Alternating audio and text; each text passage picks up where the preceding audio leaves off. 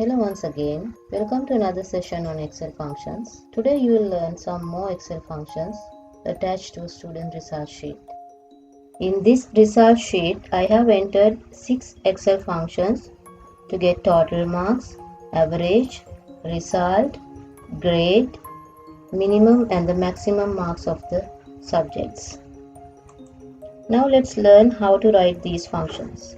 To get the total marks of these 4 subjects, you have to enter the sum function. Click the cell in which you want to enter the function, equals sum. When you type 1 or 2 letters, all the functions are appearing in this drop down menu.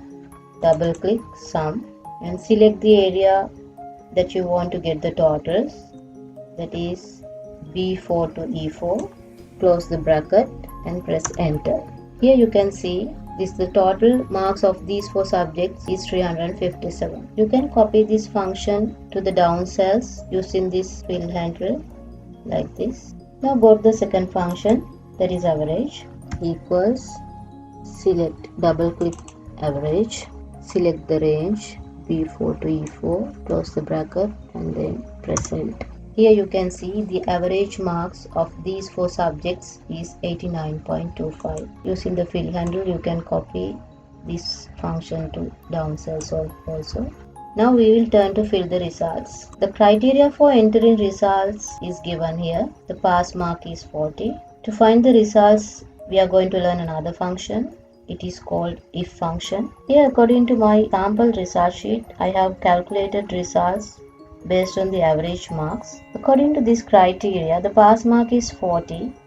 That means if a particular student is taking average mark of 40 or more, he or she will be pass. If it is below 40, that becomes fail. Now we can write the function equals if average marks greater than or equals to 40. Here this part is called the logical test. If the logical test is true, the result will be pass. So put a comma. Within inverted comma, you have to write pass.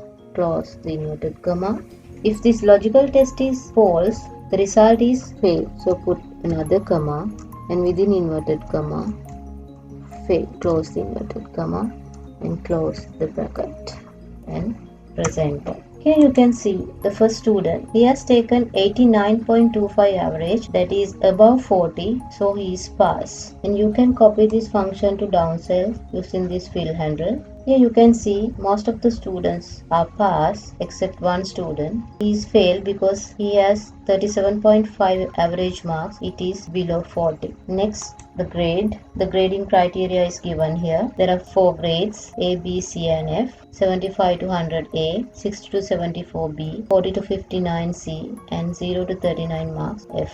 To find the grades, you have to learn one more important function here, that is called nested if function. To find the result, we applied if function because we had only one condition there. Here there are more than one condition, so we have to enter nested if function. That is, one if function is nested inside another. We will see how to write. Equals if average marks greater than or equals to 75, put a comma, within inverted comma, grade A.